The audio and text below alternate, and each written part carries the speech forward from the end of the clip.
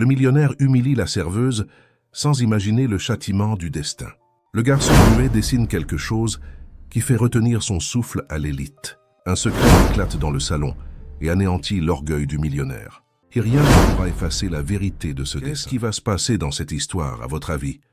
Commentez, n'oubliez pas de vous abonner à notre chaîne et dites-nous de quelle ville vous nous regardez. Je vous promets que ce sera la meilleure histoire que vous entendrez de votre vie. La fine pluie de mai tombait sur Paris lorsque Marine descendit du bus à l'angle de l'avenue Foch. Elle ajusta l'uniforme noir et blanc qu'elle avait repassé avec tant de soin la veille, vérifia que ses cheveux étaient bien attachés en chignon et respira profondément. Ce n'était pas juste une autre soirée de travail. C'était la chance de gagner en une seule fête, ce qu'il lui faudrait un mois entier pour amasser dans les brasseries et les petits événements où elle avait l'habitude de servir. L'agence événementielle avait été claire. Soirée de gala dans l'hôtel particulier de l'homme d'affaires Richard Beaumont, l'un des hommes les plus influents du pays. Des propriétaires de grands groupes de construction, des politiciens, des artistes et des entrepreneurs seraient présents. La rémunération serait généreuse, mais les règles étaient strictes. Discrétion absolue, sourire contenu, silence professionnel. Marine savait suivre les règles. La vie lui avait déjà appris que les gens, comme elle, devaient être invisibles pour survivre. Elle marcha 3 rues jusqu'à atteindre l'imposant portail en fer forgé. L'hôtel particulier se dressait comme un palais au milieu de jardins parfaitement entretenus. Des agents de sécurité en costume noir vérifièrent ses papiers et la conduisirent par l'entrée de service, où d'autres employés s'organisèrent déjà. Le superviseur, un homme d'âge mûr, à l'expression sévère, distribuait les tâches. « Marine, vous êtes responsable du salon principal, plateau de champagne et canapé. Toujours souriante, toujours discrète. Ne parlez pas aux invités, sauf si c'est strictement nécessaire. Compris ?» Elle hocha la tête. Elle comprenait. Toujours. Elle obéissait toujours. Elle disparaissait toujours entre les murs et les meubles coûteux, comme si elle n'était qu'un objet décoratif de plus. La fête commença ponctuellement à 20 heures. Le salon principal était une œuvre d'art. Des lustres en cristal pendaient du haut plafond, illuminant des tables couvertes de nappes de lin et de compositions florales qui coûtaient probablement plus cher que le loyer de l'appartement où Marine vivait avec son frère.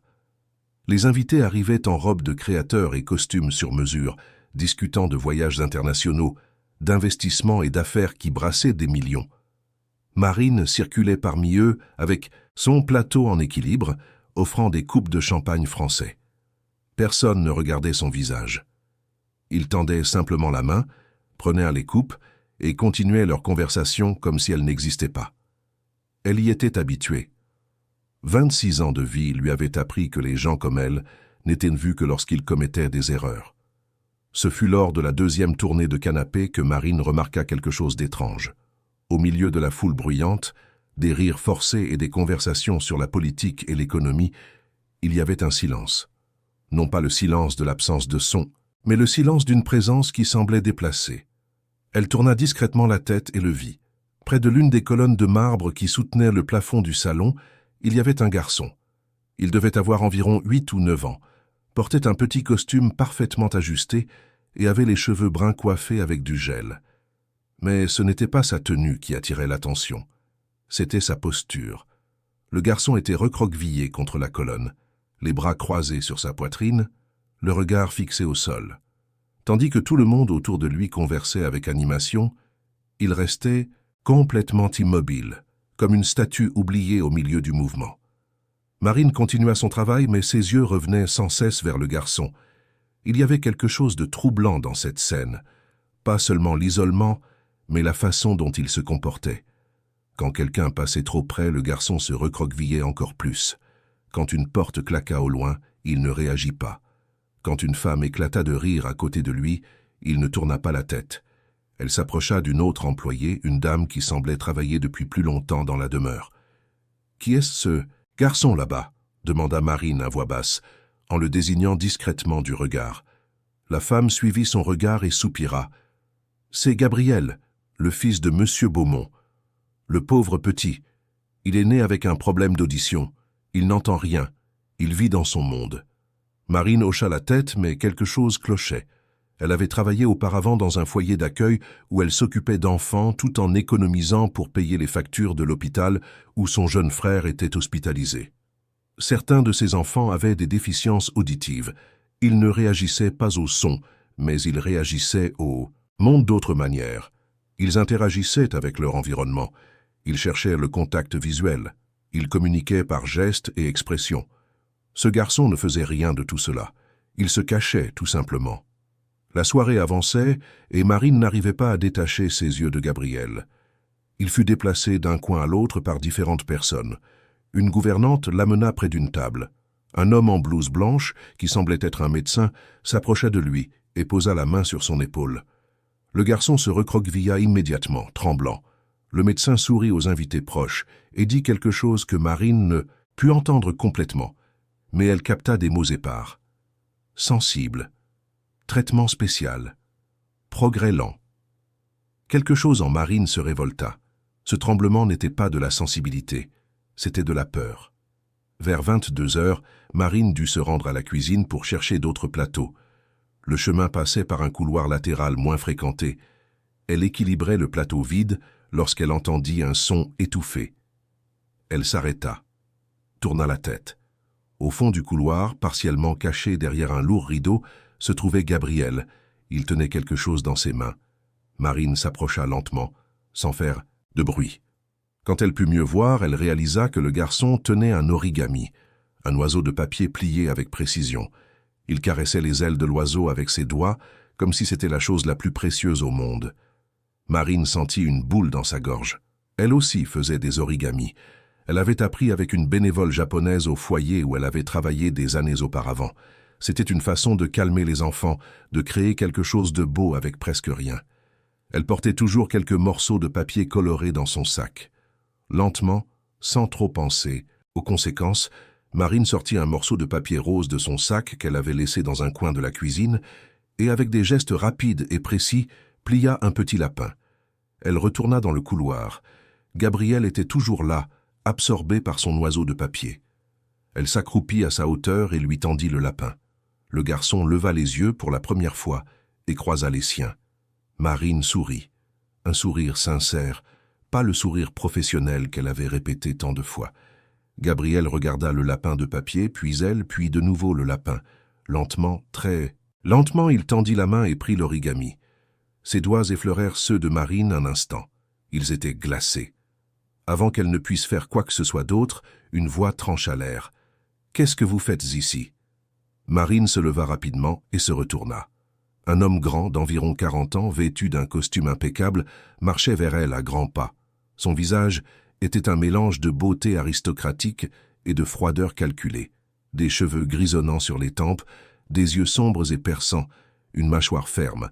Richard Beaumont, le propriétaire de la demeure, le père de Gabriel. « Je revenais juste de la cuisine, monsieur », répondit Marine en baissant les yeux.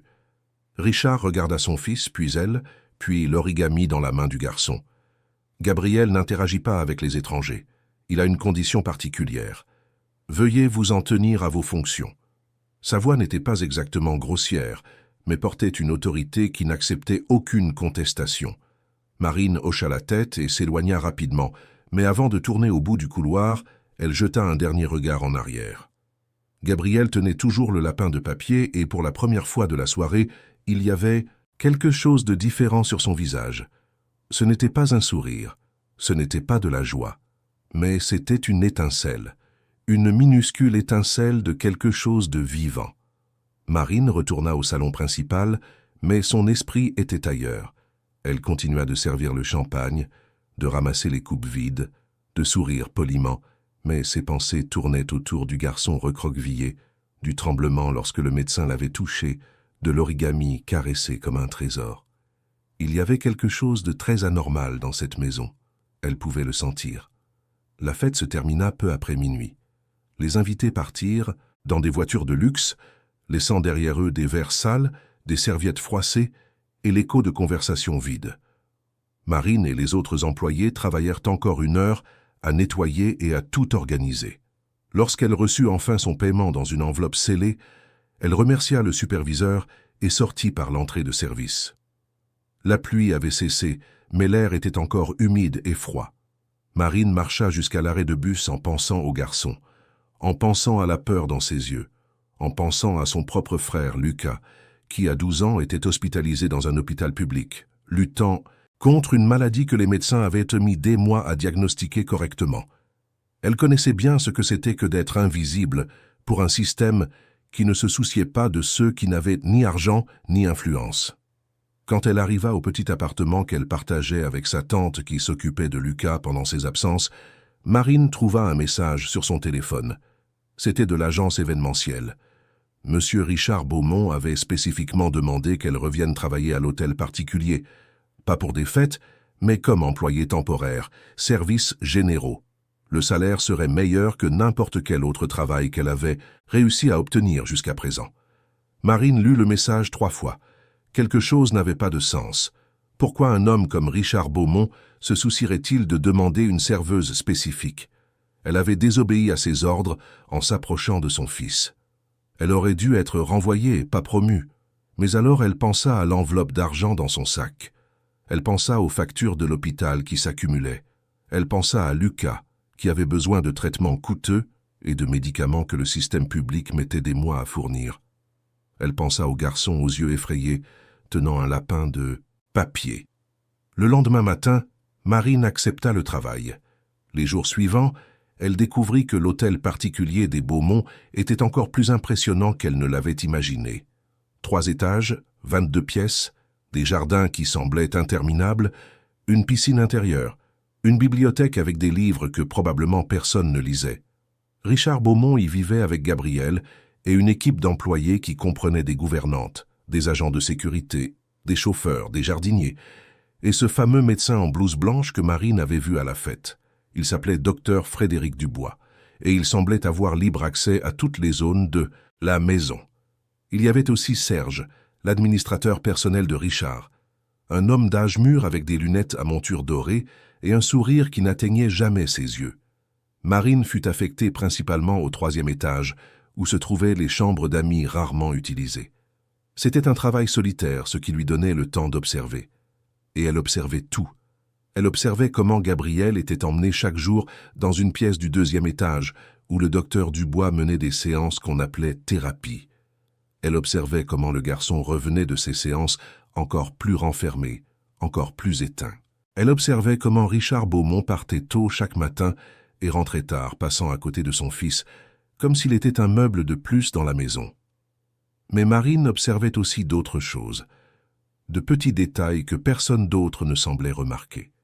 La façon dont Gabrielle se recroquevillait spécifiquement lorsque le docteur Dubois entrait dans la pièce, la façon dont il serrait les mains contre ses oreilles lorsque certains sons se produisaient, pas tous les sons, mais des sons spécifiques, des portes qui claquent fort, des voix qui crient, des objets qui tombent, et il y avait autre chose. Quelque chose que Marine ne remarqua qu'à sa 3e semaine de travail. Elle nettoyait le couloir du 2e étage quand elle vit Gabrielle assis seule dans un coin de la bibliothèque. Il avait un carnet de dessin sur les genoux et griffonnait quelque chose avec un crayon de couleur. Marine s'approcha silencieusement et regarda par-dessus son épaule. Ce qu'elle vit lui coupa le souffle un instant. Le dessin représentait une grande silhouette sombre aux mains tendues, et près de ses mains, petites, presque imperceptibles, il y avait des larmes dessinées. Pas sur le visage de la grande silhouette, mais tombant de quelque part au-dessus, comme si l'air lui-même pleurait. Et dans le coin du papier, il y avait une autre silhouette, petite, recroquevillée, les mains sur les oreilles. Marine sentit un frisson. Ce n'était pas juste le dessin d'un enfant. C'était un appel à l'aide. Elle retourna à son travail, mais elle ne pouvait pas chasser cette image de sa tête. Ce soir-là, en rentrant chez elle dans le bus bondé, Marine prit une décision. Elle ne savait pas exactement ce qui se passait dans cette demeure, mais elle savait reconnaître la souffrance quand elle la voyait. Et si personne, d'autres ne prêtaient attention à ce garçon, elle le ferait. Le lendemain, Marine apporta plus de papier coloré dans son sac. Pendant sa pause déjeuner, sachant que Gabrielle serait seule dans la bibliothèque pendant que les adultes se réuniraient pour discuter d'affaires, elle laissa 3 origamis à des endroits où il pourrait les trouver. Un chien près de l'étagère des livres pour enfants, un papillon sur la petite table où il avait l'habitude de dessiner, et une étoile sur la fenêtre qui donnait sur le jardin. Quand elle retourna travailler au 3e étage, Marine portait en elle un fragile espoir. L'espoir que ce garçon ne soit pas complètement perdu dans son silence. L'espoir que, d'une manière ou d'une autre, elle puisse faire une différence. Et tandis que le soleil se couchait sur Paris, projetant de longues ombres dans les couloirs de l'hôtel particulier des Beaumont, Marine ne savait pas qu'elle venait de faire le premier pas d'un voyage qui changerait non seulement sa vie et celle de Gabriel, mais qui révélerait des secrets que certains hommes puissants avaient enterrés si profondément qu'ils croyaient qu'ils ne seraient jamais retrouvés. Mais les secrets ont une curieuse façon de remonter à la surface. Surtout quand quelqu'un se soucie enfin assez pour les chercher. Et Marine se souciait, peut-être parce qu'elle-même connaissait bien ce que c'était que d'être invisible, peut-être parce qu'elle-même s'était battue pour que son frère soit vu et entendu par des médecins qui semblaient sourds à la souffrance des pauvres, ou peut-être simplement parce que, au fond, elle croyait que chaque enfant méritait d'être protégé, même les enfants nés dans des hôtels particuliers, même les enfants enveloppés de silence. Alors que la nuit tombait et que la demeure plongeait dans l'ombre, Gabriel trouva le papillon de papier. Il le tint contre la lumière de la lampe de chevet dans sa chambre, et pour la première fois depuis longtemps, quelque chose qui ressemblait à un sourire toucha légèrement les coins de sa bouche. Personne ne le vit. Personne ne le remarqua. Sauf Marine, qui passait dans le couloir à ce moment précis, et fut témoin de cet instant fugace de joie sur le visage du garçon. Et à ce moment-là, elle sut. Elle sut que peu importait le danger, peu importaient les conséquences. Elle ne pouvait pas simplement tourner le dos et prétendre qu'elle n'avait rien vu, parce que certaines choses, une fois vues, ne peuvent être ignorées, et certains appels silencieux résonnent plus fort que n'importe quel cri. Les semaines suivantes transformèrent Marine en une observatrice silencieuse des rythmes et des secrets de l'hôtel particulier Beaumont. Elle apprit que la routine était réglée comme une horloge suisse. Richard partait à 7 heures du matin et revenait rarement avant 21 heures. Gabriel se réveillait à 8 heures, prenait son petit déjeuner seul dans la cuisine sous la surveillance de la gouvernante, Madame Cécile, puis était emmené dans la salle de thérapie où il passait 2 heures avec le docteur Dubois. Ensuite, il restait seul dans la bibliothèque ou dans sa chambre jusqu'à l'heure du déjeuner. L'après-midi, encore 1 heure de thérapie. Et puis, de nouveau, la solitude. Marine remarqua que personne n'interagissait réellement avec Gabriel. On s'occupait de lui comme on s'occupe d'une plante coûteuse. On l'arrosait au bon moment. On ajustait la température, mais sans jamais vraiment le voir. Madame Cécile préparait ses repas et s'assurait qu'il mangeait, mais elle ne lui parlait pas. Les agents de sécurité le surveillaient de loin, mais ne s'approchaient pas.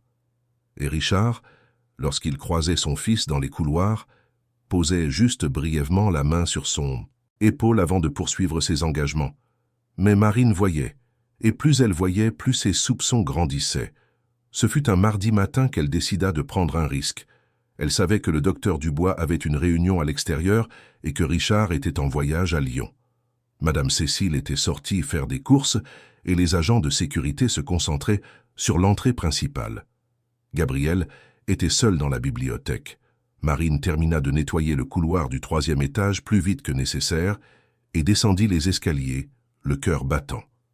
Elle avait dans son sac un petit carnet et quelques papiers colorés. En entrant dans la bibliothèque, elle trouva Gabriel assis par terre, adossé à l'étagère la plus éloignée, feuilletant un livre de photographies d'oiseaux.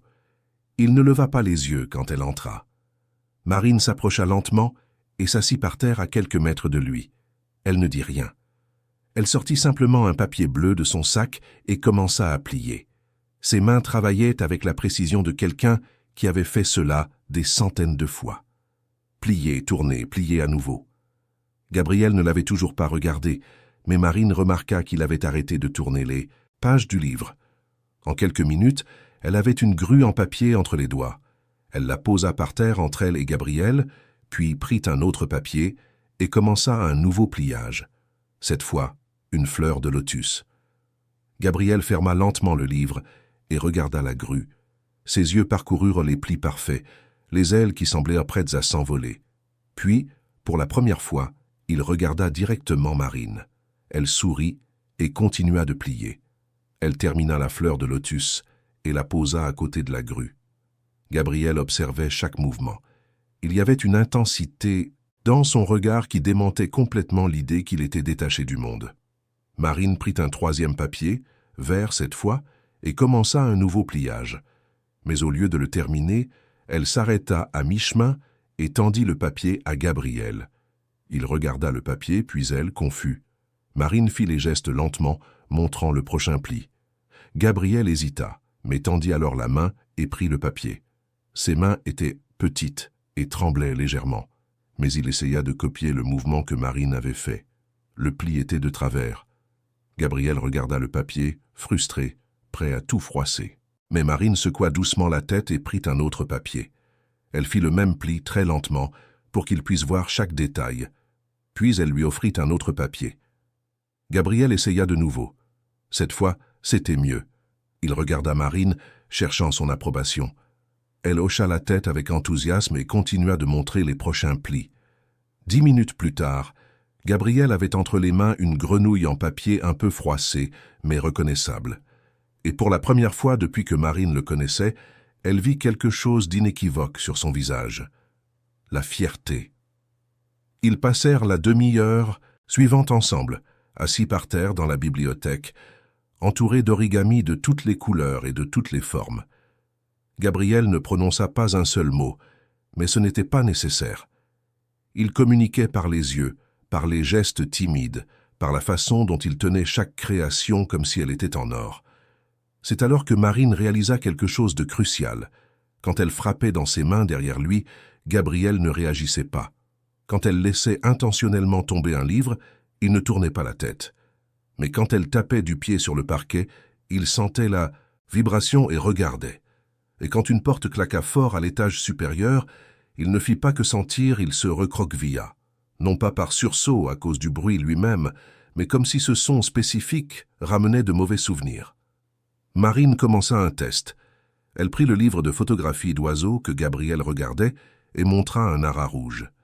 Puis, elle porta la main à sa bouche et fit le geste de chanter. Gabriel l'observait attentivement. Marine le montra du doigt et fit le même geste. « Tu peux chanter ?» Gabriel regarda sa propre bouche, puis elle, et secoua négativement la tête. Mais il y avait quelque chose dans ses yeux. Ce n'était pas la confusion de quelqu'un qui ne comprend pas. C'était la tristesse de quelqu'un qui sait qu'il devrait pouvoir, mais qui n'y arrive pas. Marine sentit son cœur se serrer. Il y avait quelque chose de profondément anormal. Elle avait connu des enfants malentendants. Ils s'adaptaient, trouvaient d'autres moyens de s'exprimer, développaient la langue des signes, la lecture labiale. Mais Gabriel ne faisait rien de tout cela. Il existait simplement dans un silence forcé, comme si on lui avait appris à ne pas essayer. Avant qu'elle ne puisse explorer davantage, Marine entendit des pas dans le couloir. Rapidement, elle rassembla ses papiers et se leva. Gabriel la regarda avec quelque chose qui ressemblait à du désespoir. Elle mit un doigt sur ses lèvres, demandant le silence, et laissa une pile de papiers colorés cachée derrière un des livres sur l'étagère la plus basse. Un cadeau secret. Puis, elle quitta la bibliothèque quelques secondes avant que Serge, l'administrateur, n'entre. Marine retourna au 3e étage, l'esprit en ébullition. Ce soir-là, assise dans le bus qui la ramenait chez elle, elle écrivit tout ce qu'elle avait observé dans son carnet, les tremblements spécifiques, la façon dont Gabriel réagissait aux vibrations mais pas au son, la peur dans ses yeux lorsque certaines personnes s'approchaient, les dessins troublants. Tout pointait vers une seule conclusion impossible. Gabriel n'était pas sourd, ou du moins pas complètement. Mais s'il n'était pas sourd, pourquoi tout le monde croyait-il qu'il l'était? Et plus important encore, qui profitait de ce mensonge? Marine passa la nuit à faire des recherches sur son vieux téléphone. Elle chercha des informations sur les erreurs de diagnostic, les déficiences auditives temporaires, les objets étrangers dans les conduits auditifs. Elle lut des cas d'enfants diagnostiqués à tort pendant des années. Elle lut des articles sur des médecins qui falsifiaient des examens. Et elle lut quelque chose qui lui glaça le sang. Des cas d'enfants utilisés comme symboles pour collecter des fonds, maintenus intentionnellement dans des conditions qui suscitaient la sympathie du public et de généreux dons. Le lendemain matin, Marine arriva à la demeure, déterminée. Elle avait besoin de plus d'informations. Elle devait comprendre la relation entre Gabriel, le docteur Dubois et cette fondation dont elle avait vu le nom mentionné sur des plaques dans la maison. La fondation Hélène. Beaumont, le nom de la défunte épouse de Richard. Pendant le petit déjeuner des employés, Marine engagea la conversation avec Alain, l'un des plus anciens agents de sécurité de la maison. « Alain, je peux vous poser une question? Depuis combien de temps travaillez-vous ici ?» L'homme, un monsieur aux cheveux grisonnants et au regard fatigué, prit une gorgée de café avant de répondre. « 22 ans. J'ai commencé quand Madame Hélène était encore en vie. » Marine sentit qu'elle avait trouvé une source d'informations précieuse. « Comment était-elle » Alain sourit tristement. Une femme incroyable, douce, gentille, soucieuse de tout le monde. Très différente de Monsieur Richard. C'est elle qui s'occupait de Gabriel, vous savez. Après son départ, le garçon n'a plus jamais été le même. « Comment est-elle décédée » demanda Marine avec délicatesse. « C'était soudain. Un problème cardiaque, ont dit les médecins. Gabriel n'avait que 2 ans. Une tragédie. Monsieur Richard a été dévasté et a créé la fondation en son honneur. Ils investissent des millions dans la recherche sur les déficiences auditives chez les enfants. « Des millions » répéta Marine, sentant les pièces du puzzle commencer à s'assembler. « Oui, le docteur Dubois est le directeur médical de la fondation. C'est lui qui a diagnostiqué Gabriel. Il a dit que le garçon avait hérité d'une condition rare de la famille de sa mère. Et Monsieur Richard a accepté ça sans poser de questions ?» Alain soupira. Monsieur Richard était anéanti par la perte de sa femme. Je pense qu'il aurait accepté n'importe quelle explication que les médecins lui auraient donnée. Et puis, avec les années, il s'est éloigné de son fils. Je pense que c'est trop douloureux pour lui. Le garçon ressemble beaucoup à sa mère. Marine absorba cette information. Une fondation qui brassait des millions. Un médecin qui était à la fois celui qui posait le diagnostic et le bénéficiaire des fonds. Un père absent et dévasté par la perte. Et un garçon qui ne réagissait pas comme il aurait dû. Les jours suivants furent une enquête silencieuse. Marine se mit à observer les horaires, les habitudes, les interactions. Elle remarqua que le docteur Dubois et Serge discutaient fréquemment en privé, toujours à voix basse et avec des expressions sérieuses. Elle remarqua qu'il y avait une pièce au 2e étage qui restait toujours fermée à clé. L'ancienne chambre de la défunte, Hélène, selon ce que Madame Cécile lui avait raconté. Richard n'y était jamais entré depuis la mort de sa femme. Marine continua également son lien avec Gabriel. Dès que possible, elle laissait des origamis cachés pour qu'il les trouve. En retour, Gabriel commença à laisser des dessins. Plus seulement des silhouettes effrayantes, mais aussi des dessins d'elle. Marine avec un plateau, Marine avec des papiers dans les mains, Marine souriante. Chaque dessin était comme un message. « Je te vois. Tu es importante pour moi. » Ce fut un jeudi pluvieux que Marine entendit quelque chose de troublant. Elle nettoyait la salle de bain du 2e étage lorsqu'elle entendit des voix provenant de la salle de thérapie. La porte était entr'ouverte. « Les fonds du 3e trimestre sont garantis, » disait la voix de Serge. « Mais nous devons maintenir le cas visible. La presse commence à se désintéresser. »« Alors nous programmerons quelques apparitions publiques supplémentaires, » répondait le docteur Dubois. « Gabriel visitera le centre de rééducation la semaine prochaine. Les caméras adoraient ça. »« Et si le garçon commence à montrer une quelconque amélioration ?» demanda Serge. « Il n'en montrera pas, je m'en assure. Le traitement qu'il reçoit garantit que les symptômes restent stables. Pas d'aggravation, pas d'amélioration. Exactement comme il faut pour justifier la poursuite des recherches. » Marine eut la nausée. Elle devait partir avant d'être découverte, mais ses jambes semblaient collées au sol. Puis elle entendit quelque chose qui la figea complètement. « Et Richard ?» demanda Serge. « Il ne se doute de rien ?» Dubois eut un petit rire. « Richard est bien trop occupé à construire son empire, et bien trop plongé dans la culpabilité de ne pas pouvoir regarder son propre fils. Tant que nous respectons les protocoles, il ne posera pas de questions. 2. Plus il a signé tous les documents de la Fondation. Si quelque chose tourne mal, il est aussi responsable que nous. » Marine réussit à bouger et s'enfuit silencieusement dans le couloir. Son cœur battait si fort qu'elle pensait que tout le monde dans la maison pouvait l'entendre. Elle s'enferma dans la salle de bain du 3e étage et essaya de respirer. Ses mains tremblaient. Elle venait de découvrir quelque chose de terrible. Ces hommes utilisaient Gabriel, le maintenant malade intentionnellement, pour justifier des millions de subventions d'une fondation créée en mémoire de sa mère. Mais elle avait besoin de preuves. Elle ne pouvait pas simplement accuser sans preuve. Qui la croirait, elle, une simple employée contre un médecin renommé et un administrateur puissant? Cette nuit-là, Marine ne dormit presque pas. Elle pensait à son frère Lucas, qui allait enfin mieux après des mois de traitement. Elle pensait à toutes ces familles qui faisaient confiance à des médecins et à des systèmes qui parfois échouaient ou, pire, trompaient intentionnellement. Elle pensait à Gabriel, seul dans cette immense demeure, utilisé comme symbole d'une cause qui aurait dû l'aider mais qui en réalité le maintenait prisonnier. Le vendredi, Marine prit une décision, risquée. Elle devait entrer dans cette pièce fermée à clé, la chambre d'Hélène. S'il y avait quelque chose qui pouvait l'aider à comprendre toute la vérité, ce serait là. Mais comment? La porte était fermée à clé et seul Richard y avait accès. Marine avait besoin d'aide. Et il n'y avait qu'une seule personne dans la maison en qui elle sentait qu'elle pouvait avoir confiance. Alain. Le dimanche, alors que la maison était plus vide, Marine chercha l'agent de sécurité. Elle le trouva dans le jardin, vérifiant les caméras de sécurité. « Alain, j'ai besoin de vous parler. C'est à propos de Gabriel. » L'homme arrêta ce qu'il faisait et la regarda sérieusement. Qu'est-ce qui s'est passé? Marine prit une profonde inspiration et lui raconta tout.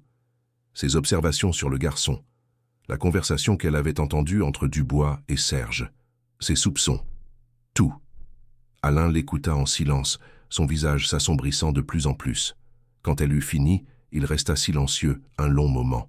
« Je le savais, » dit-il finalement. « Pas tout, mais je savais que quelque chose n'allait pas. J'ai vu ce garçon grandir. Les premières années, avant que le diagnostic ne soit consolidé, il babillait. Il faisait des sons. Et puis après que les thérapies avec le docteur Dubois se soient intensifiées, il s'est simplement arrêté. Ça m'a toujours semblé étrange. « Avez-vous accès à la chambre de Madame Hélène ?» demanda Marine. Alain hésita. « J'ai un passe-partout. Mais si on se fait prendre là-dedans ?»« Je sais, » l'interrompit Marine. « Mais si nous ne faisons rien, ce garçon continuera d'être utilisé.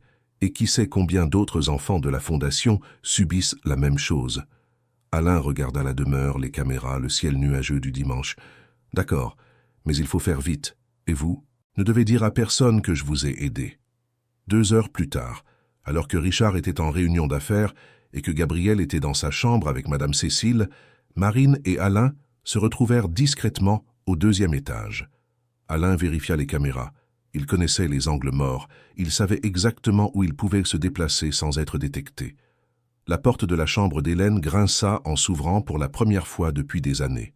La poussière dansait dans la lumière de l'après-midi qui filtrait par les fenêtres. La pièce était préservée comme un sanctuaire. Un bureau ancien, des étagères pleines de livres, des photographies au mur montrant une belle femme au sourire chaleureux, aux côtés d'un Richard beaucoup plus jeune et heureux.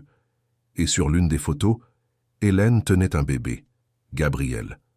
Marine et Alain commencèrent à chercher. Tiroirs, armoires, dossiers. Pendant 20 minutes, ils ne trouvèrent rien d'autre que de vieux documents et des souvenirs. Marine commençait à perdre espoir quand elle remarqua quelque chose. Une des lattes du parquet sonnait différemment quand on marchait dessus. Creux. Elle s'agenouilla et passa ses doigts sur les bords de la latte. Elle était lâche. Avec précaution, elle la souleva. En dessous, il y avait un petit espace vide. Et à l'intérieur, un journal intime à la couverture de cuir et une enveloppe jaune. Marine prit le journal avec des mains tremblantes et l'ouvrit. C'était l'écriture délicate d'Hélène. Les premières pages étaient joyeuses, parlant de sa grossesse, de la naissance de Gabriel, des premiers mois de sa vie. Mais à mesure que les pages avançaient, le ton changeait. Gabriel a 2 ans et 2 mois aujourd'hui. Le docteur Dubois dit qu'il ne réagit pas au son. Mais j'entends mon fils babiller « maman » quand je suis dans la chambre d'à côté. Comment peut-il être sourd s'il babille? Plus loin, une autre entrée. J'ai confronté Frédéric.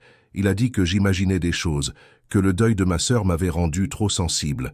Mais je sais ce que j'ai entendu. Richard ne me croit pas. Il dit que je dois faire confiance aux médecins. Je me sens si seul. Et puis, quelques semaines avant la dernière entrée, une note qui figea Marine. J'ai trouvé quelque chose d'étrange dans l'oreille de Gabriel aujourd'hui pendant qu'il dormait. Quelque chose qui brillait à l'intérieur. J'ai essayé de mieux voir, mais il s'est réveillé et a eu peur. Je vais prendre rendez-vous avec un autre médecin, loin de la fondation. J'ai besoin d'un deuxième avis. Quelque chose ne va pas. La dernière entrée datait de 2 jours avant la date à laquelle, selon les registres, Hélène était décédée. J'ai pris rendez-vous pour mercredi avec le docteur Amélie à l'hôpital américain de Paris. Je n'en ai parlé à personne. Je vais emmener Gabriel. S'il y a quelque chose dans son oreille qui ne devrait pas y être, je le découvrirai. Je ne permettrai pas qu'on fasse du mal à mon fils, peu importe qui c'est. Marine et Alain se regardèrent. L'enveloppe jaune contenait des documents, des papiers de la fondation montrant d'énormes transferts financiers et une note manuscrite d'Hélène avec un seul mot entouré plusieurs fois. Suspect. Ils n'eurent pas le temps de tout examiner. Des pas résonnèrent dans le couloir.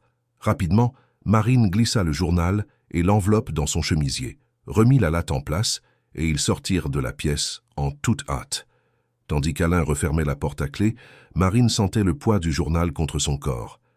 Hélène savait. Elle avait découvert quelque chose. Et puis, quelques jours après avoir pris rendez-vous pour enquêter, elle était décédée subitement d'un problème cardiaque. Cette nuit-là, seule dans son appartement, Marine lut le journal en entier. Elle lut l'histoire d'une mère désespérée, essayant de protéger son fils. Elle lut ses soupçons grandissant. Elle lut comment elle se sentait isolée et sans soutien. Et elle lut la dernière ligne qu'Hélène avait écrite.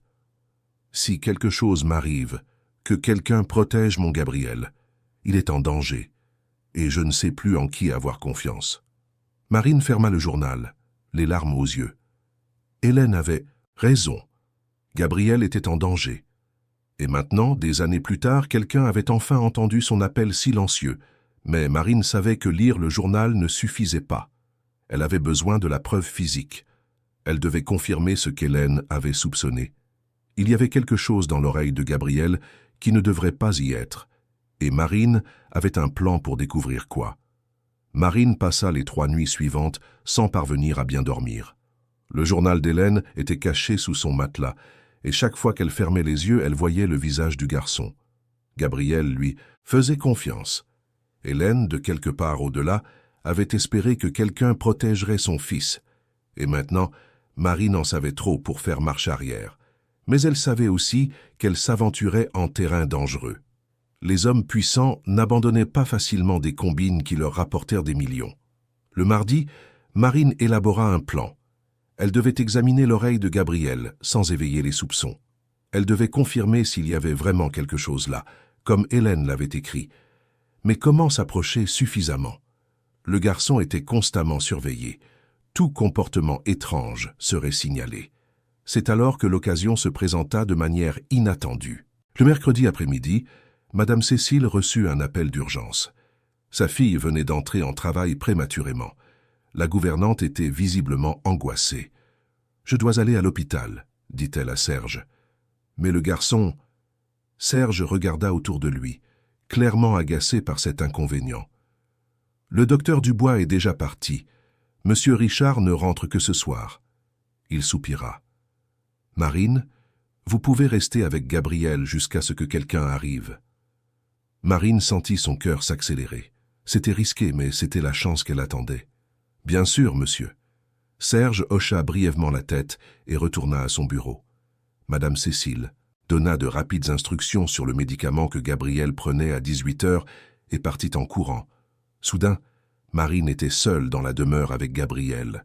Il n'y avait qu'Alain et un autre agent de sécurité au portail, et ils entraient rarement dans la maison. Marine trouva Gabriel dans la salle de jeu du 2e étage. Il était assis par terre, entouré de ses origamis. Il y en avait des dizaines maintenant. Des oiseaux, des fleurs, des animaux, des étoiles.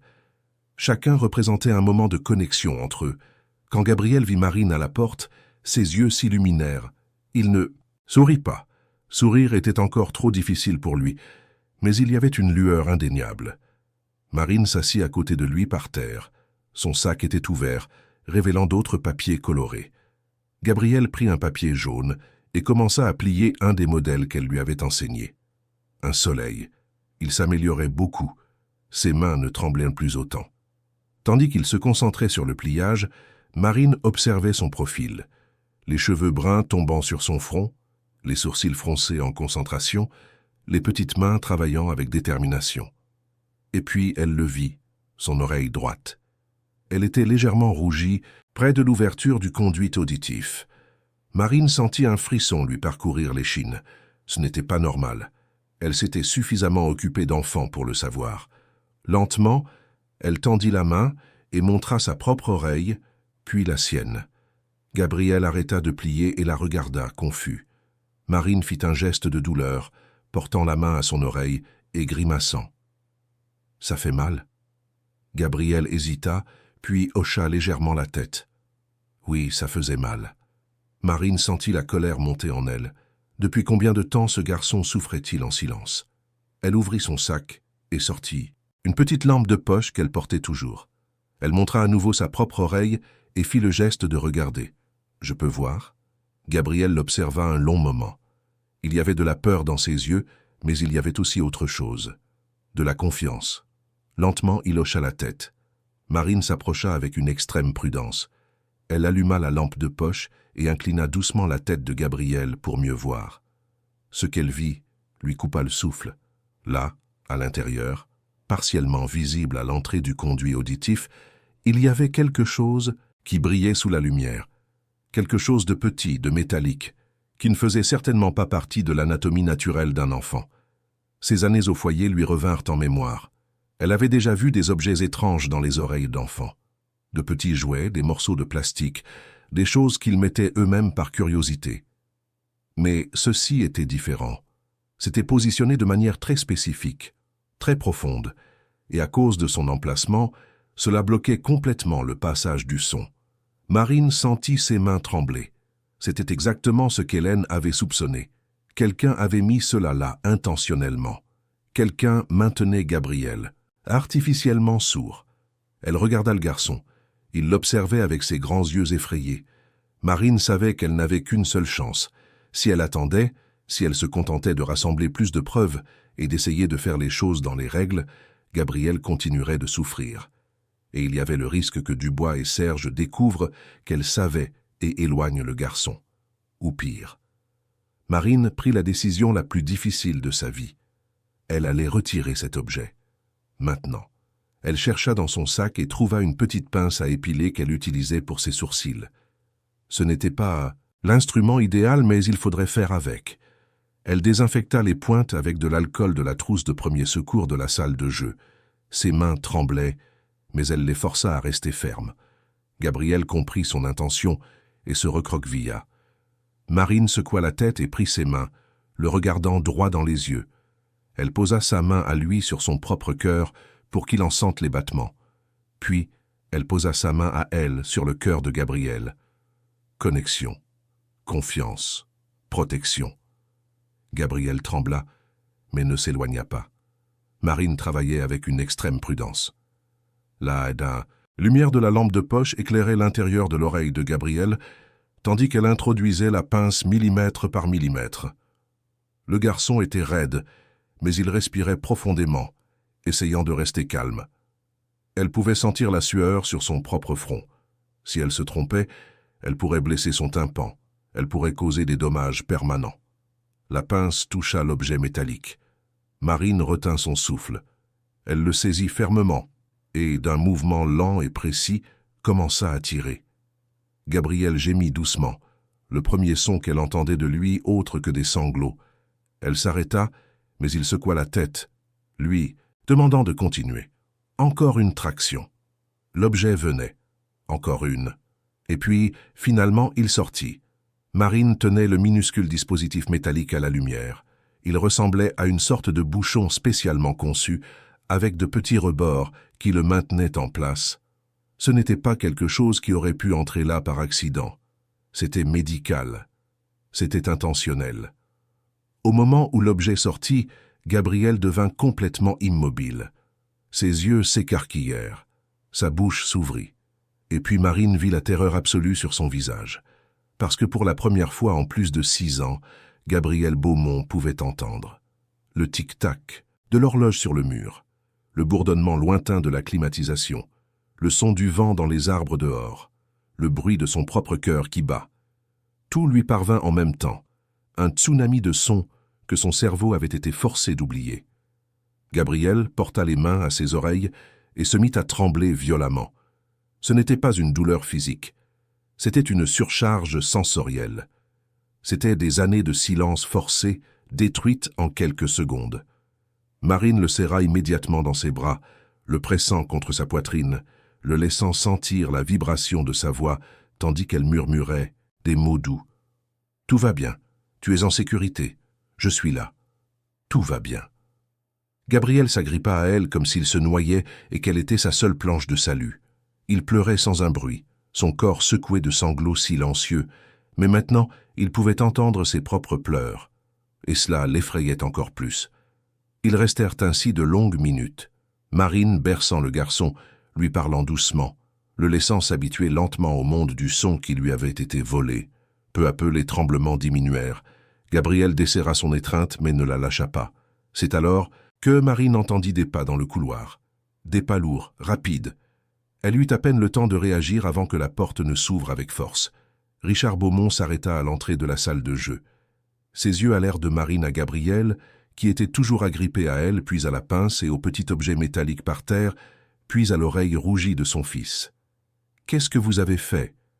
Sa voix était basse, dangereuse.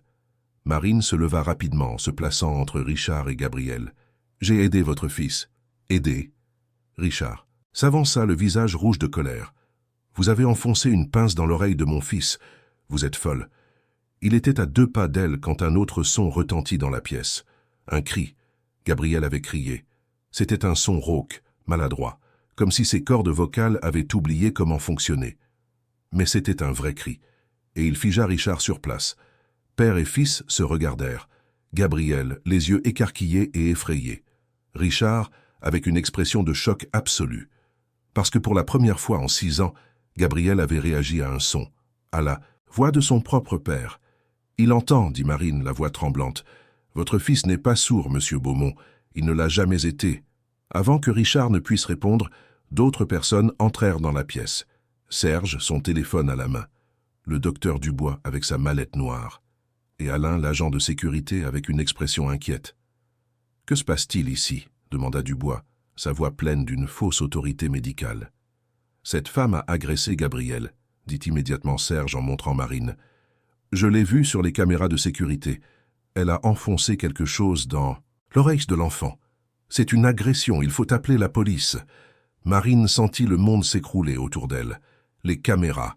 Elle avait complètement oublié les caméras. Et maintenant, sans contexte, cela ressemblait exactement à ce que Serge décrivait. Une employée attaquant un enfant sans défense. « Ce n'est pas vrai, » commença-t-elle. Mais Richard l'interrompit. « Sortez de ma maison. Maintenant. »« Mais monsieur, votre fils. Maintenant !» cria Richard. Et Gabriel se recroquevilla en entendant le volume de la voix de son père. Ce petit geste changea tout. Richard le vit. Il vit Gabriel réagir à un son. Il vit son fils se recroqueviller au cri. Il vit quelque chose qui aurait dû être impossible si son fils était vraiment sourd. « Attendez !» dit Richard en levant la main. Il se tourna vers le docteur Dubois. Il a réagi à ma voix. « C'est la peur, monsieur Richard, » répondit rapidement Dubois. « Il a senti la vibration de votre cri. Cela ne veut pas dire qu'il entend. » Mais Richard n'écoutait plus. Il s'approcha de Gabriel, qui était toujours près de Marine. Il s'accroupit à la hauteur de son fils et, sans le toucher, commença à parler. « Gabriel, c'est papa. Est-ce que tu peux m'entendre ?» Gabriel regarda son père avec un mélange de peur et de confusion. Puis, très lentement, il hocha la tête. Le silence dans la pièce était assourdissant. Serge et Dubois échangèrent des regards rapides. Alain observait tout depuis la porte, et Marine retenait son souffle. « Dis quelque chose, » demanda Richard, la voix brisée. « S'il te plaît, mon fils, parle-moi. » Gabriel ouvrit la bouche, la referma, essaya de nouveau. Sa voix sortit comme un murmure rauque, à peine formé, mais c'était une voix. « Pas. » Richard recula comme s'il avait reçu un coup de poing. Les larmes emplirent ses yeux. Il regarda Marine avec une expression d'incompréhension totale. « Comment? Avant que Marine ne puisse répondre, Dubois intervint, sa voix froide et clinique. « Monsieur Richard, ce que cette femme a fait est extrêmement dangereux. Elle a pu causer des dommages irréparables. Nous devons emmener Gabriel immédiatement à l'hôpital pour des examens. »« Non, » dit fermement Marine, « vous ne l'emmènerez nulle part. » Tous les regards se tournèrent vers elle. Marine savait que c'était maintenant ou jamais. Elle plongea la main dans son sac et en sortit le journal d'Hélène. « Votre femme savait, » dit-elle en regardant Richard. Hélène savait que quelque chose n'allait pas. Elle a tout écrit ici. Elle a trouvé quelque chose dans l'oreille de Gabriel il y a des années, et elle enquêtait. Et puis, quelques jours avant d'obtenir un deuxième avis médical, elle est morte. Richard regarda le journal comme si c'était un fantôme. « Où avez-vous eu ça ?» Marine ignora la question et continua. « Il y avait quelque chose dans l'oreille de votre fils, quelque chose placé intentionnellement pour l'empêcher d'entendre. Je l'ai retiré. Et maintenant, il peut entendre. Demandez-vous, monsieur Richard, qui a profité du fait de maintenir votre fils sourd pendant toutes ces années? C'est absurde, dit Dubois. Mais il y avait de la sueur sur son front. Cette femme est clairement en plein délire. Elle a volé des documents privés, agressé un enfant, et maintenant elle invente des conspirations ridicules. Richard tenait le journal avec des mains tremblantes. Il l'ouvrit à une page au hasard et commença à lire. Marine observait son visage changer d'expression. Choc, douleur, colère, compréhension. Serge tenta de s'approcher. « Monsieur Richard, peut-être vaudrait-il mieux en discuter en privé. »« Restez où vous êtes, » ordonna Richard, sa voix comme de l'acier. Il continua de lire, tournant les pages, absorbant chaque mot que sa défunte femme avait écrit. Quand il leva enfin les yeux, ils étaient rouges. « Hélène enquêtait sur la fondation, » dit-il lentement, comme s'il essayait de traiter une information impossible. « Elle se méfiait de vous, Frédéric. Monsieur Richard, votre femme était de santé fragile. Elle voyait des choses qui n'existaient pas. Le deuil de sa sœur l'avait rendue... » « Ne mentionnez pas ma femme, » le coupa Richard, sa voix basse et dangereuse. Il se tourna vers Serge. « Les caméras de sécurité enregistrent avec le son ?» Serge hésita avant de répondre. « Oui, monsieur. Alors nous avons l'enregistrement complet de ce qui s'est passé ici, et je veux le voir, maintenant. Monsieur, je ne pense pas que ce soit nécessaire. Maintenant, Serge. » L'administrateur n'avait pas le choix. Ils se déplacèrent vers le bureau de Richard, une grande pièce au premier étage avec plusieurs moniteurs de sécurité. Gabriel tenait la main de Marine, refusant de se séparer d'elle. Richard le remarqua mais ne fit aucun commentaire. Serge, les mains visiblement tremblantes, ouvrit les enregistrements de la salle de jeu. Tous regardèrent en silence. Ils virent Marine examiner soigneusement l'oreille de Gabriel. Ils virent la pince, l'extrême prudence, le retrait de l'objet. Ils virent Gabriel réagir au son pour la première fois. Ils virent l'étreinte protectrice, et ils virent l'objet métallique tomber par terre. Richard prit la télécommande et mit l'image sur pause au moment exact où le dispositif était visible. « Agrandissez ça !» L'image s'agrandit. Le petit bouchon métallique devint clair à l'écran. Ce n'était pas un jouet. Ce n'était pas quelque chose qui aurait pu entrer là par accident. C'était un dispositif médical spécifique, conçu pour bloquer complètement le passage du son. Richard se tourna lentement vers le docteur Dubois. Sa voix était calme, mais il y avait un courant électrique dangereux sous la surface. « Expliquez. » Dubois se racla la gorge, essayant de garder son sang-froid. « Monsieur Richard, dans de rares cas d'hypersensibilité auditive, nous utilisons parfois des dispositifs temporaires pour... »« Mon fils porte ça depuis 6 ans, » l'interrompit Richard. « 6 ans, Frédéric. Ce n'est pas temporaire, c'est permanent, c'est intentionnel. » Le médecin ouvrit la bouche, la referma, essaya de nouveau. « Les protocoles de traitement sont complexes. Vous avez signé tous les consentements pour... »« Où sont les dossiers médicaux ?» exigea Richard. « Je veux voir tous les examens, tous les rapports, tous les résultats des 6 dernières années. Maintenant. »« Ils sont archivés à la Fondation, » commença Serge, mais Richard le coupa d'un regard. « Alors, allez les chercher. Ou j'irai moi-même là-bas et je retournerai cet endroit de fond en comble. » La pièce devint silencieuse. Marine observait tout, le cœur battant à tout rompre. Gabriel était agrippé à sa main, tremblant. Alain restait à la porte, bloquant toute tentative de fuite. Richard s'agenouilla devant Gabriel. Sa voix était plus douce maintenant, mais chargée d'émotion. « Mon fils, tu peux vraiment m'entendre ?» Gabriel hocha la tête, des larmes coulant sur son visage. « Pourquoi ne me l'as-tu jamais dit? Pourquoi n'as-tu jamais essayé de me parler ?» La voix de Gabriel sortit dans un murmure rauque. « Ils ont dit que je ne pouvais pas, que c'était mal. » Richard ferma les yeux. Quand il les rouvrit, il y avait une détermination féroce. Il se leva et regarda Marine. « Vous avez sauvé mon fils, et j'ai failli vous chasser d'ici sans vous écouter. » La nuit était tombée sur Paris lorsque Richard Beaumont comprit enfin l'étendue de la trahison qui s'était produite sous son propre toit. Assis dans son bureau, entouré de piles de dossiers médicaux, de rapports financiers de la Fondation et du journal d'Hélène, il avait l'impression de voir le monde pour la première fois depuis des années. Et la vision était dévastatrice. Marine était assise dans un fauteuil près de la fenêtre avec Gabriel endormi sur ses genoux. Le garçon avait refusé de la lâcher, même après qu'Alain eût apporté des couvertures et des oreillers. Il dormait maintenant profondément, épuisé par la tempête émotionnelle d'entendre enfin. Ses doigts agrippaient toujours le chemisier de Marine, comme s'il avait peur qu'elle disparaisse s'il la lâchait. Serge et le docteur Dubois avaient été confinés dans la bibliothèque sous la surveillance de 2 agents de sécurité que Richard avait appelés. Des hommes de sa confiance absolue qui travaillaient pour lui depuis des décennies. Des hommes qui observaient maintenant les 2 suspects comme des faucons observent des serpents. Richard tourna une autre page du dossier médical de Gabriel. Sa mâchoire était tendue, les jointures de ses doigts blanches à force de serrer le papier. Finalement, il jeta tout sur le bureau et se passa les mains sur le visage.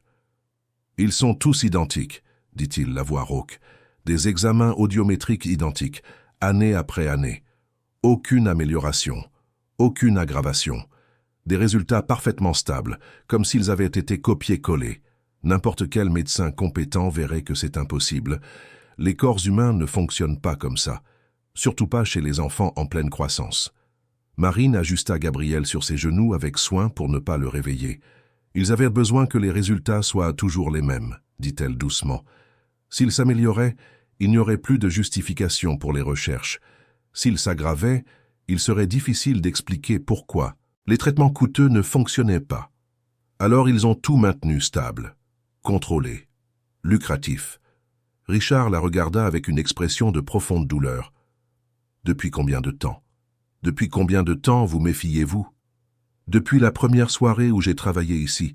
Mais se méfier n'est pas la même chose que savoir. J'avais besoin de preuves. »« Vous auriez dû m'en parler. » Marine croisa son regard sans vaciller. « M'auriez-vous cru, monsieur ? Une employée temporaire accusant votre médecin de confiance et l'administrateur de votre fondation ? Un homme qui gère les finances de l'institution créée dans « Mémoire de votre femme ». Richard ouvrit la bouche pour protester, mais la referma lentement. Elle avait raison. Il ne l'aurait pas cru. Il l'aurait probablement renvoyé sur le champ, peut-être même poursuivi pour diffamation. « Ma femme a essayé de m'avertir, » dit-il, en reprenant le journal d'Hélène. Chaque page était un coup de poignard. Elle a vu des signes. Elle a posé des questions. Et je l'ai ignorée. Je lui ai dit qu'elle était stressée, qu'elle voyait des choses là où il n'y avait rien. J'ai fait confiance au médecin, au lieu de faire confiance à la femme que j'aimais. » Des larmes silencieuses coulèrent maintenant sur son visage. Marine sentit son cœur se serrer. Cet homme puissant, habitué à contrôler des entreprises et à influencer des décisions politiques, était complètement brisé par la culpabilité. « Hélène est morte 2 jours avant d'emmener Gabriel pour un 2e avis, » continua Richard en lisant une des dernières entrées du journal. « Un problème cardiaque soudain, ont-ils dit. Rare mais possible chez les jeunes femmes. J'étais tellement plongé dans le deuil que je n'ai même pas posé de questions. J'ai organisé les funérailles, créé la fondation en son honneur, confié toute la gestion médicale à Frédéric parce qu'il avait été son médecin. J'ai cru tout ce qu'il a dit sur Gabriel. » Il s'arrêta, la respiration lourde. « Ils l'ont tuée, n'est-ce pas? C'est pour ça qu'elle est morte si soudainement. Elle était trop proche de la vérité. » Marine ne répondit pas. Ce n'était pas nécessaire. Les preuves circonstancielles étaient trop fortes pour être une coïncidence. Hélène découvrant quelque chose de suspect dans l'oreille de Gabriel. Hélène prenant un rendez-vous secret avec un autre médecin.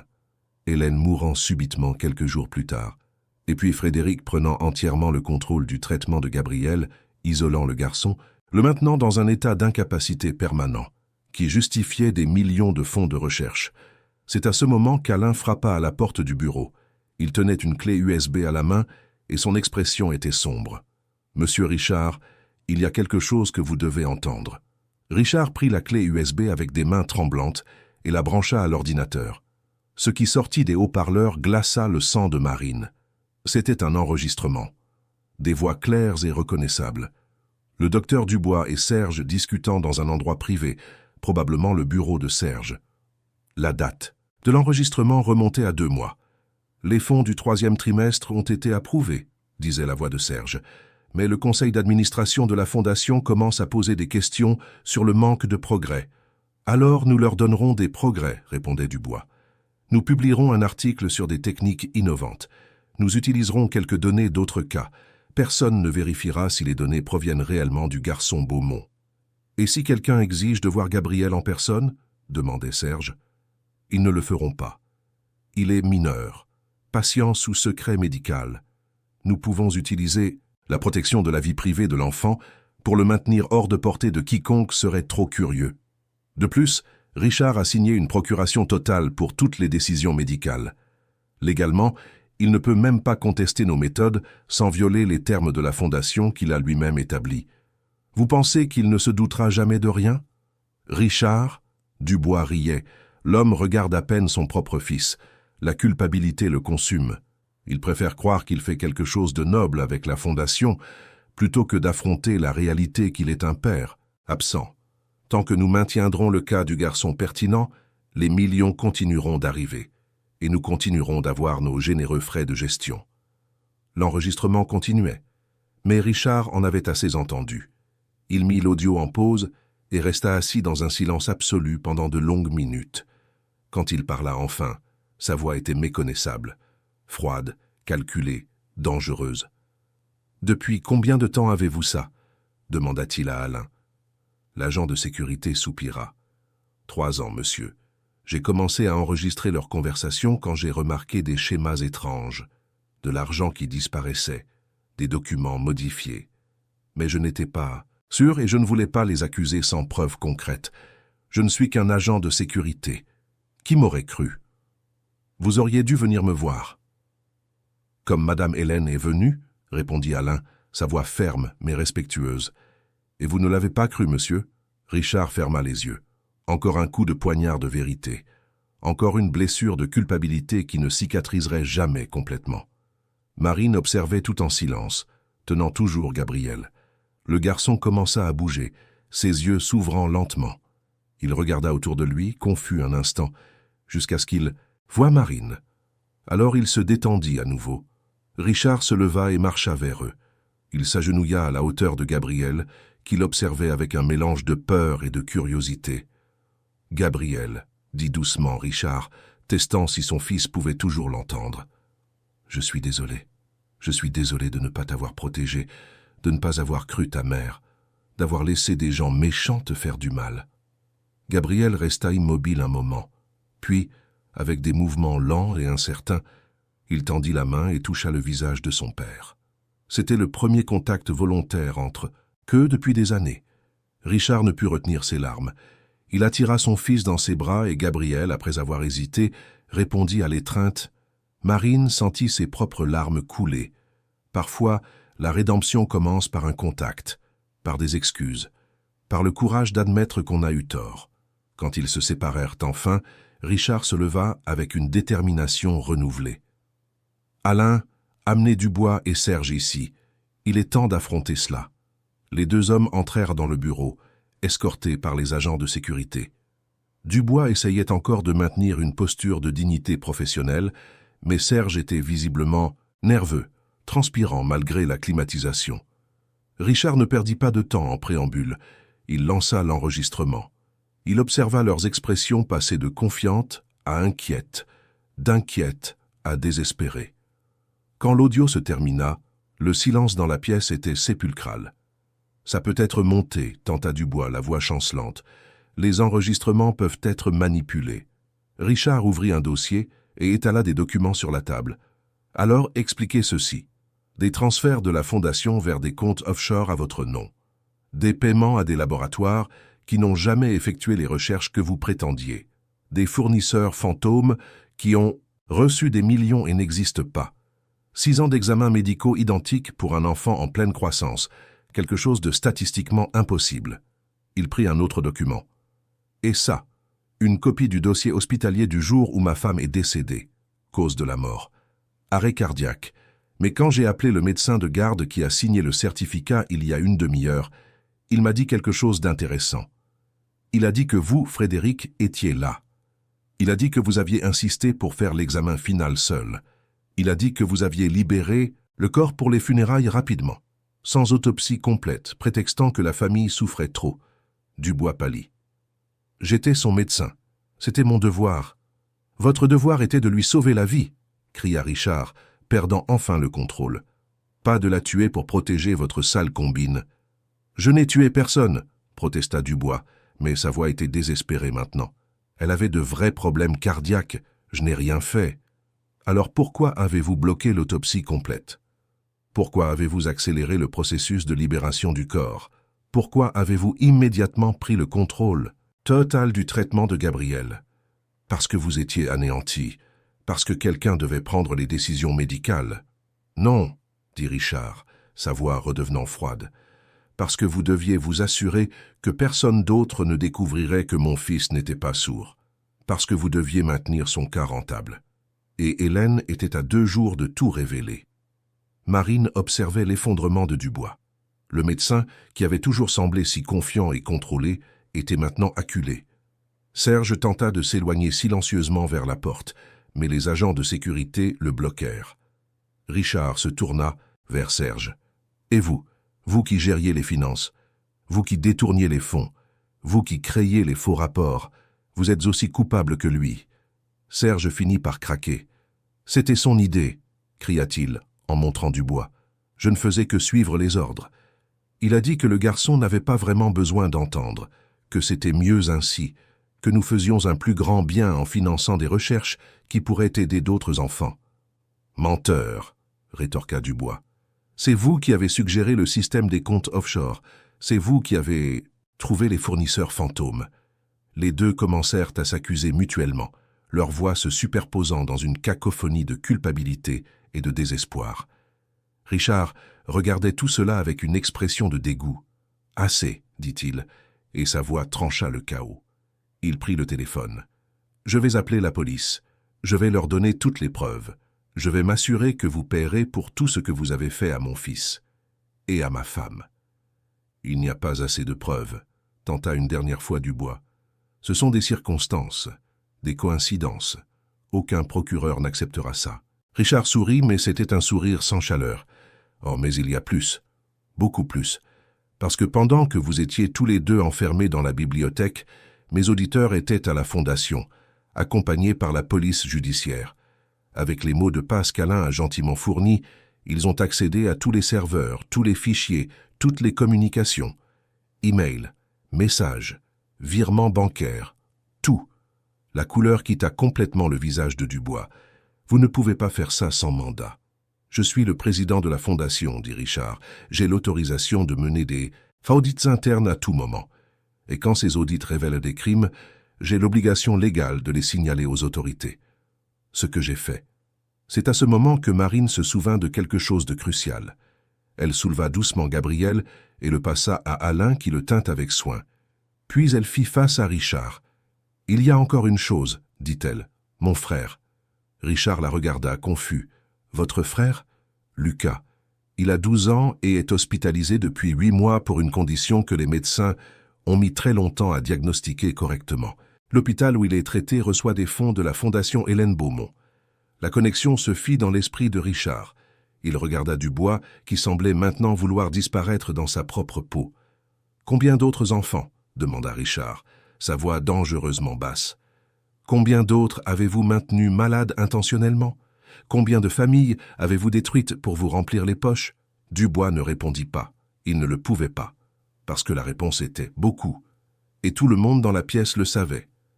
Les jours qui suivirent furent un tourbillon d'activités. La police arrêta Dubois et Serge pour fraude, détournement de fonds, falsification de documents médicaux et enquête pour homicide dans le cas d'Hélène. La nouvelle explosa. Le scandale de la fondation Hélène Beaumont était dans tous les journaux, sur tous les sites, dans toutes les conversations. Une escroquerie de plusieurs millions démantelée. Des enfants vulnérables utilisés comme façade pour détourner des fonds. Une mère qui avait tenté de dénoncer et avait peut-être été réduite au silence. Richard affronta tout de front. Il organisa une conférence de presse où il admit publiquement avoir échoué en tant que père et en tant que président de la fondation. Il révéla tous les détails de l'affaire. Il remboursa tout l'argent détourné qu'il put récupérer, et il présenta Marine au monde. Cette femme, dit-il en désignant Marine qui se tenait à ses côtés, visiblement mal à l'aise avec toute cette attention, a vu ce que nous étions tous trop aveugles ou trop occupés pour voir. Elle n'avait ni pouvoir, ni argent, ni influence, mais elle avait du courage, et elle avait de la compassion. Elle a sauvé mon fils, alors que j'avais renoncé à lui. Les appareils photos crépitaient frénétiquement. Les journalistes criaient des questions. Mais Marine regarda simplement, sur le côté, où Gabriel tenait la main d'Alain. Le garçon portait des écouteurs spéciaux pour protéger son audition encore sensible du bruit de la foule, mais ses yeux étaient clairs et alertes, vivants pour la première fois depuis des années. Après la conférence, Richard emmena Marine dans un coin privé. « Je ne sais pas comment vous remercier, commença-t-il, mais je sais que l'argent ne suffit pas, alors je vais vous faire une offre. Venez vivre à l'hôtel particulier. Vous et votre frère. Je couvrirai tous ces frais médicaux. Vous pourrez être l'administratrice de la nouvelle fondation restructurée, axée sur l'aide réelle aux enfants, pas sur leur utilisation. Et vous pourrez continuer à être la personne dont Gabriel a besoin dans sa vie. » Marine l'étudia un long moment. « Je ne veux pas de votre argent, dit-elle finalement, et je ne veux pas d'un poste que je ne mérite pas. Mais j'accepte de vivre ici pour Gabriel, pas comme une employée, mais comme quelqu'un qui se soucie de lui. Et j'accepte que vous vous occupiez de Lucas, non pas comme un paiement, mais parce que c'est la bonne chose à faire. Après tout, si la fondation va vraiment aider les enfants maintenant, mon frère devrait être l'un d'eux. » Richard hocha la tête, quelque chose qui ressemblait à du respect brillant dans ses yeux. « Et je vais apprendre la langue des signes, » dit-il. « Même si Gabriel peut entendre maintenant, je veux communiquer avec lui de toutes les manières possibles. Je veux être le père qu'il mérite. Il n'est jamais trop tard pour ça, n'est-ce pas ?» Marine sourit. Il n'est jamais trop tard. Les mois suivants transformèrent l'hôtel particulier Beaumont. Lucas, enfin diagnostiqué et traité correctement, s'y installa avec Marine. Lui et Gabriel devinrent inséparables, deux garçons qui avaient souffert d'erreurs de diagnostic médical, maintenant unis par la seconde chance qu'ils avaient tous deux reçue. La demeure qui résonnait autrefois de silence et de solitude résonnait maintenant de rire et de conversation.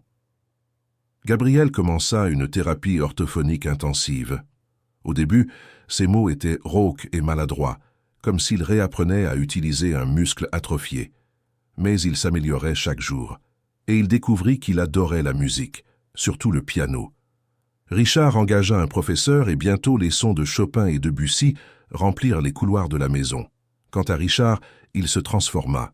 Il vendit une partie de ses entreprises pour consacrer plus de temps à sa famille. Il apprit la langue des signes, comme il l'avait promis. Il se mit à dîner avec Gabriel tous les soirs, parlant de la journée, de rêves, de tout ce qu'ils avaient perdu et de tout ce qu'ils pouvaient encore construire ensemble. La nouvelle fondation Hélène Beaumont fut complètement restructurée, audit indépendant, transparence totale, et un véritable accent sur l'aide aux enfants malentendants et à leurs familles. Marine, bien qu'ayant refusé le poste d'administratrice, accepta de faire partie du conseil consultatif, garantissant qu'aucun enfant ne serait plus jamais utilisé. Dubois et Serge furent condamnés. Le procès révéla qu'ils avaient maintenu non seulement Gabriel, mais aussi 5 autres enfants sous des traitements inutiles pour justifier des subventions. Des familles furent indemnisées. Des vies furent restaurées. Et bien que rien ne puisse rendre les années perdues, il y avait maintenant un chemin vers la guérison. Ce fut un dimanche après-midi, près d'1 an après cette nuit fatidique dans la salle de jeu, que Marine trouva Gabriel seul dans la bibliothèque. Il était assis par terre, au même endroit où elle l'avait trouvé pour la première fois, entourés d'origami. Mais maintenant, il ne les tenait pas seulement. Il apprenait à Lucas à faire une grue. « Plie comme ça, disait Gabriel, sa voix encore un peu rauque mais claire. Puis tu tournes. Tu vois? Maintenant tu fais l'aile. » Lucas suivait les instructions avec concentration, la langue entre les dents comme il le faisait toujours quand il était concentré. Marine observait depuis la porte, le cœur débordant d'émotion. Gabriel leva les yeux et la vit. Un large sourire s'épanouit sur son visage. Un sourire sincère, sans réserve, sans peur. Le genre de sourire que chaque enfant devrait pouvoir offrir. « Marine !» appela-t-il. « Viens voir. Lucas apprend vite. » Elle entra dans la bibliothèque et s'assit avec eux par terre. Richard apparut quelques minutes plus tard, encore en costume de travail, mais sans hésiter, il s'assit aussi par terre avec eux. Ensemble, les quatre passèrent l'après-midi à plier du papier, créant des oiseaux, des fleurs, des étoiles, créant de la beauté à partir de choses simples, créant des liens là où il n'y avait eu que le silence. Plus tard ce soir-là, après que les enfants se furent endormis, Marine était sur le balcon à regarder les lumières de Paris quand Richard la rejoignit. « Vous savez ce que j'ai remarqué aujourd'hui ?» dit-il. Gabriel a souri. Un vrai sourire, sans se forcer. « Je ne me souviens pas de la dernière fois que j'ai vu ça avant votre arrivée. » Marine ne répondit pas immédiatement. Elle pensa à tout ce qui s'était passé, aux choix risqués, aux nuits sans sommeil, à la peur d'avoir tort, à la peur que personne ne la croie. « Parfois, dit-elle finalement, les personnes les plus invisibles sont celles qui voient le plus clairement. Parce que personne ne se soucie de leur cacher des choses, personne ne pense qu'elles sont une menace. Alors elles voient tout. » Richard hocha lentement la tête. Hélène était comme ça aussi. Elle voyait les gens, vraiment. Et je n'ai pas écouté quand elle a essayé de me montrer ce qu'elle voyait. « Mais vous écoutez maintenant, » dit Marine, « et c'est ce qui compte. Il n'est pas trop tard pour Gabriel. Il a toute la vie devant lui, une vie avec des sons, des mots, de la musique, une vie qu'il mérite. Grâce à vous. » Marine secoua la tête. « Non, grâce à lui. Gabriel n'a jamais abandonné, même quand tout lui a été enlevé, même quand il a été maintenu dans un silence forcé, il a continué d'essayer de communiquer, par des dessins, par des gestes, par des origamis. Il n'a jamais cessé de demander de l'aide. J'ai juste fini par l'entendre. » Les deux restèrent silencieux un moment, observant la ville qui ne dormait jamais en contrebas. « Vous savez ce qu'Hélène a écrit sur la dernière page de son journal ?» demanda Richard. « Je l'ai relu aujourd'hui. »« Quoi ?» ?»« Elle a écrit « Si quelque chose m'arrive, j'espère que quelqu'un verra ce que j'ai vu. J'espère que quelqu'un protégera mon garçon. Parce que chaque enfant mérite d'être entendu, même dans le silence. » Et puis elle a dessiné quelque chose. Un ange avec des ailes. Marine sentit les larmes lui monter aux yeux. « Elle demandait votre venue, » continua Richard. « Et d'une manière ou d'une autre, l'univers a entendu. Il vous a envoyé à nous. » « Ce n'était pas l'univers, » dit doucement Marine. « C'était juste une mère désespérée qui travaillait trop pour payer des factures médicales. Une mère qui comprenait ce que c'était de se battre pour un enfant que personne d'autre ne voyait. Hélène n'a pas demandé un ange. Elle a demandé quelqu'un qui se soucie, et il se trouve que je me soucie. Et c'est pour ça que vous êtes extraordinaire. » Marine le regarda, cet homme qui avait été si aveugle, mais qui essayait maintenant désespérément de voir. Ce père qui avait échoué, mais qui travaillait chaque jour pour être meilleur. « Je ne suis pas extraordinaire, dit-elle. Je suis juste quelqu'un qui a refusé de regarder ailleurs. Et n'importe qui peut faire ça. La question est, combien choisissent de le faire ?» À l'intérieur de la demeure, Gabriel se réveilla d'un cauchemar. Mais contrairement à avant, maintenant il pouvait appeler. Et il appela. Marine et Richard coururent ensemble dans sa chambre. Le garçon était assis dans son lit, tremblant, mais quand il les vit entrer, il tendit les bras. Richard le prit le premier, le serrant fort. Puis Marine s'assit à côté d'eux, et Gabriel posa une main sur chacun d'eux. « J'ai fait un mauvais rêve, » murmura-t-il. « J'ai rêvé que vous étiez partis. »« Nous sommes là, » dit Richard, la voix ferme, « et nous n'allons nulle part, plus jamais. » Gabriel regarda Marine. « Tu promets ?»« Je promets, » répondit-elle. Et, à ce moment, dans cette chambre silencieuse au milieu de la nuit, les trois restèrent unis. Une famille improvisée, né de la tragédie mais renforcé par l'amour et la détermination de faire ce qui est juste. Ce n'était pas parfait. Il y avait des cicatrices qui mettraient des années à guérir.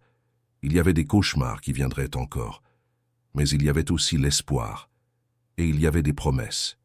Et ils savaient les uns les autres.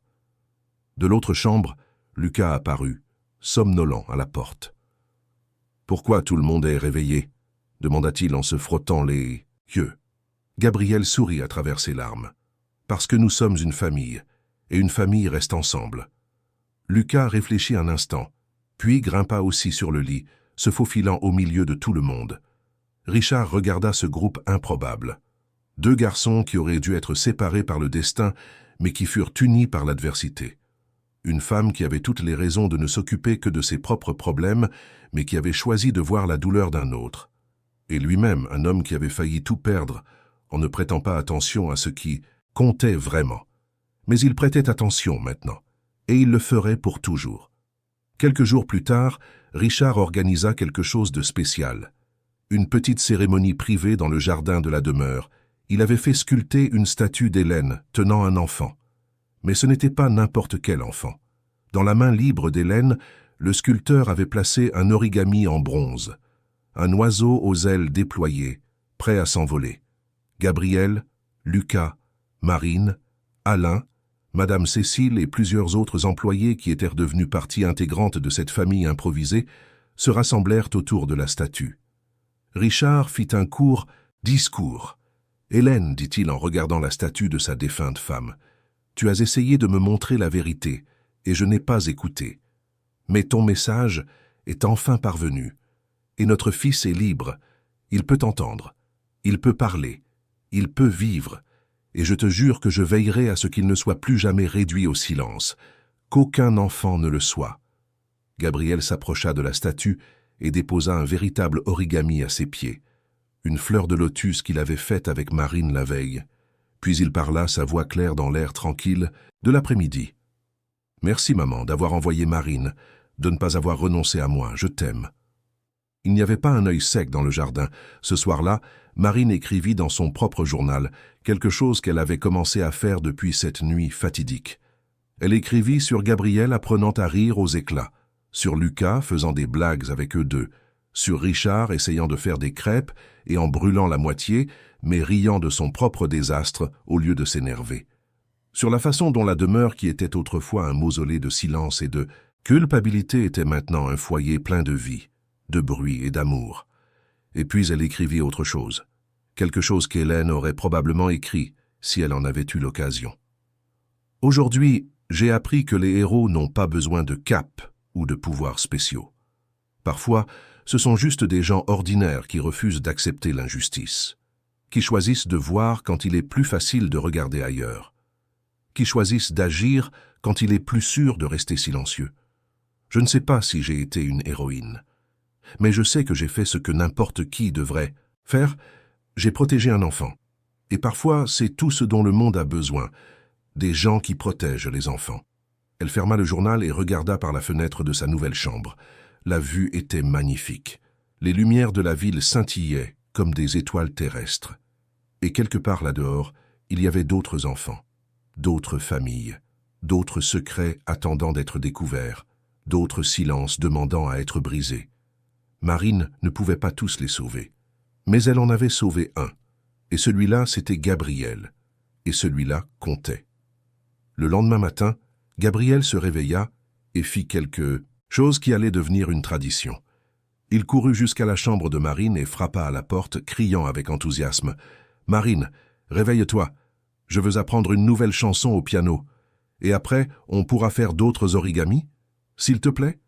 Marine ouvrit la porte encore en pyjama et les cheveux en désordre et sourit à ce garçon qui n'était plus silencieux, qui n'avait plus peur, qui était enfin juste un enfant heureux.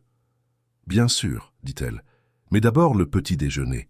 Ton père fait encore des crêpes et quelqu'un doit le surveiller ou la maison va prendre feu. » Gabriel éclata de rire. Un son magnifique, musical, libre. Et ensemble, ils descendirent les escaliers pour un autre jour d'une vie qui avait failli ne pas avoir lieu, Un autre jour de cette famille improvisée que le destin avait réunie de manière douloureuse, mais que l'amour maintenait unie. Et tandis que le soleil se levait sur Paris, illuminant la demeure qui ne gardait plus de sombres secrets, Marine sut avec une certitude absolue qu'elle avait fait ce qu'il fallait.